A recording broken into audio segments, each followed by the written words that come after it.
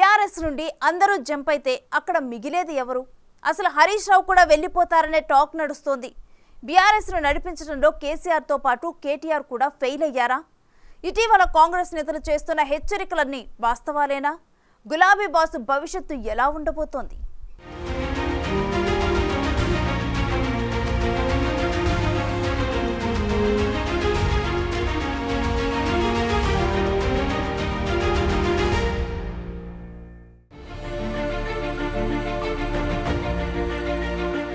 తానొకటి తలిస్తే దేవుడు ఇంకోటేదో ప్లాన్ చేస్తాడట. అలా ఉంది ఇప్పుడు బీఆర్ఎస్ పరిస్థితి.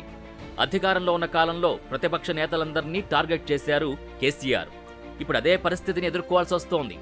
2014-2018 తెలంగాణ అసెంబ్లీ ఎన్నికల్లో విజయం సాధించిన బీఆర్ఎస్ పార్టీ ప్రతిపక్ష పార్టీల ఎమ్మెల్యేల్లో సాధ్యమైనంత మందిని తమ వైపు తిప్పుకుంది.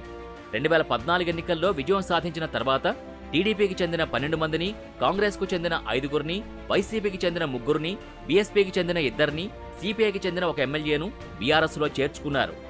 2018 అసెంబ్లీ ఎన్నికల్లోనూ కాంగ్రెస్ తరపున గెలిచిన 19 మంది ఎమ్మెల్యేల్లో 12 మందిని కేసీఆర్ తన పార్టీలో చేర్చుకున్నారు.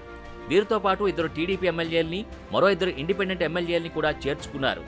అప్పట్లో 19 మంది ఎమ్మెల్యేల్లో 12 మంది బీఆర్ఎస్లో చేరగానే కాంగ్రెస్కు ప్రధాన ప్రతిపక్ష హోదా కూడా పోయింది.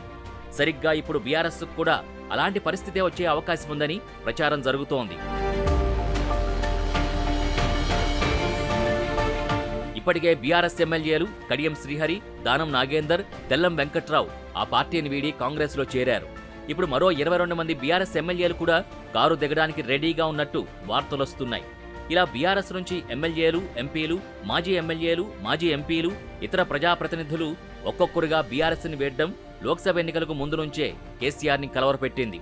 ఇక ఇప్పుడు ఆ పరిస్థితి మరింత దారుణంగా మారింది. అందుకే తన అల్లుడు మాజీ మంత్రి హరీష్ రావును కూడా పార్టీని వదిలి బీజేపీలో చేరే విధంగా కేసీఆర్ ప్లాన్ బిని అమలు చేస్తున్నట్టు తెలుస్తోంది. దీంతో తర్వాత ఎన్నికల సమయానికి బీజేపీ నుంచి బీఆర్ఎస్లోకి కొంతమంది నేతలనైనా తెచ్చుకోవచ్చనే ప్లాన్ వేస్తున్నారట. నిజానికి అధికారం దూరమైతే ఇలాంటి పరిణామాలుంటాయని కేసీఆర్కి తెలియంది కాదు.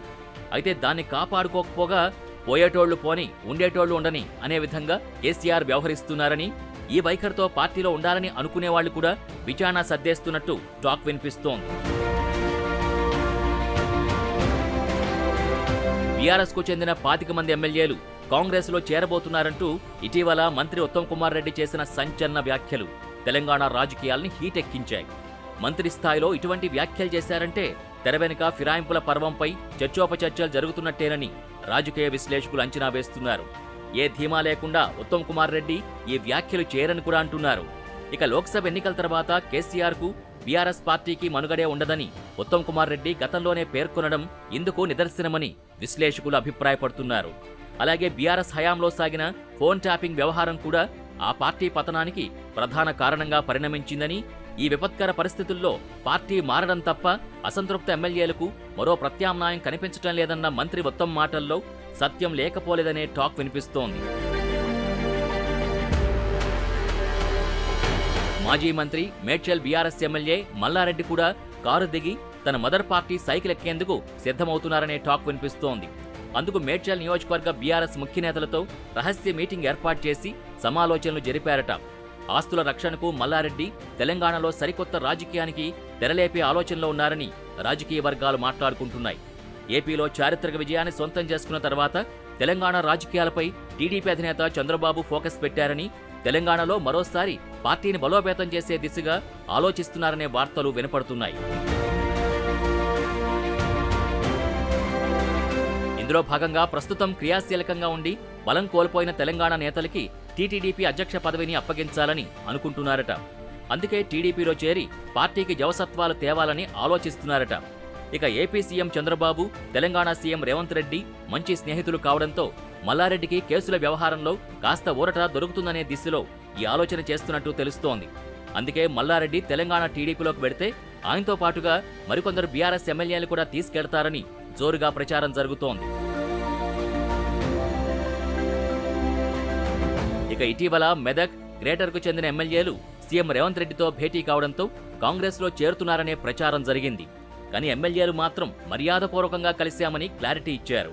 అయినప్పటికీ మెదక్ జిల్లాకు చెందిన మంత్రితో పాటు పఠాన్చెరు ఎమ్మెల్యే గూడెం మహీపాల్ రెడ్డి భేటీ కావడం చర్చకు దారితీసింది. కానీ మంత్రి దామోదర్ రాజనరసింహతో ఎమ్మెల్యే గూడెం సమావేశం అవడంతో పార్టీ మార్పుకి సంకేతమని అనుమానాలు మరింత పెరిగాయి. ఇప్పుడు బీఆర్ఎస్ను వీడబోయే 22 మంది ఎమ్మెల్యేల్లో మెదక్ జిల్లా నుంచి 5 ఎమ్మెల్యేలు కాంగ్రెస్ గూటుకొచ్చే అవకాశం ఉందని భావిస్తున్నారు. ఇదే జరిగితే కారు పార్టీ మనుగడ కష్టమేనని, స్థానిక సంస్థల ఎన్నికలొచ్చేసరికి బీఆర్ఎస్ ఖాళీ అయిపోతుందని రాజకీయ విశ్లేషకులు అభిప్రాయపడుతున్నారు. ఇక కేసీఆర్ ఈ పరిస్థితికి రావడానికి ఫోన్ ట్యాపింగ్ కేసు కూడా కారణమనే విశ్లేషణలున్నాయి. ఫోన్ ట్యాపింగ్ కేసు డొంక కదులుతున్న కొద్దీ కేసీఆర్ చుట్టూ ఉచ్చు బిగుస్తున్నట్టు ఆ పార్టీలో గుసగుసలు వినిపిస్తున్నాయి. ఎవరు ఆదేశిస్తే పోలీసు ఉన్నతాధికారులు ఈ ట్యాపింగ్ వ్యవహారానికి తెరతీశారు అనేది ఆధారాలతో సహా రుజువైన మరుక్షణం అరెస్టుల పర్వం మొదలవుతుందని, దీంతో కీలక సూత్రధారులే అరెస్ట్ అయితే ఇక ఆ పార్టీకి దిక్కెవరనేది కూడా పార్టీ ఎమ్మెల్యేల్లో గుబులు పుట్టిస్తున్నట్టు తెలుస్తోంది. కాబట్టి దీపం ఉండగానే ఇల్లు చక్కబెట్టుకోవడం ఉత్తమమనే ఆలోచనకి ఆ పార్టీ ఎమ్మెల్యేలొచ్చారని రాజకీయ వర్గాలు చెప్పుకుంటున్నాయి. అదీ కాకుండా ఒంటెద్దు పోకడతో పార్టీ పేరు మార్చేసి జాతీయ రాజకీయాల్లో చక్రం తిప్పేద్దామనుకుని కేసీఆర్ బోల్తా పడ్డారని ఆ పార్టీ ఎమ్మెల్యేలే అంటున్నారు. తెలంగాణ వాదం నుంచి పుట్టిన పార్టీకి ఆ పదాన్ని దూరం చేయడం కూర్చున్న కొమ్మనే నరికేసిన చందంగా తయారైందని ఆ పార్టీలోని అసంతృప్త ఎమ్మెల్యేలు బాహాటంగానే కేసీఆర్ను విమర్శిస్తున్నారనే టాక్ ఉంది. దీనికి తోడు ప్రస్తుతం కేసీఆర్ పార్టీని పట్టించుకునే పరిస్థితిలో లేరన్న అభిప్రాయం అందరిలోనూ ఉంది. కూతురు కవిత అరెస్టును కేసీఆర్ జీర్ణించుకోలేకపోతున్నారనే టాక్ ఉంది. కవితను బయటికి తీసుకురావడానికి పడరాని పాట్లు పడుతున్నట్టు సమాచారం. ఈ సమయంలో తెలంగాణలో బీఆర్ఎస్ని నామరూపాలు లేకుండా చేసేలా 2 జాతీయ పార్టీలు పావులు కదుపుతున్నట్టు ప్రచారం సాగుతోంది. అలాగే అధికారం కోల్పోయిన తర్వాత కొద్ది రోజులకే కేసీఆర్ అనారోగ్యానికి గురికావడంతో పాటు అసెంబ్లీ, లోక్సభ ఎన్నికల్లో ఓటమితో మానసిక క్షోభనే అనుభవిస్తున్నారని, ఇక కేసీఆర్ పార్టీని గాని రాష్ట్రాన్ని గాని చూసుకునే పరిస్థితుల్లో లేరని ఆ పార్టీ వర్గాలు భావిస్తున్నాయి. అందుకే బీఆర్ఎస్ ఎమ్మెల్యేలు తమ దారి తాము చూసుకుంటున్నారని అభిప్రాయాలు పెరిగాయి.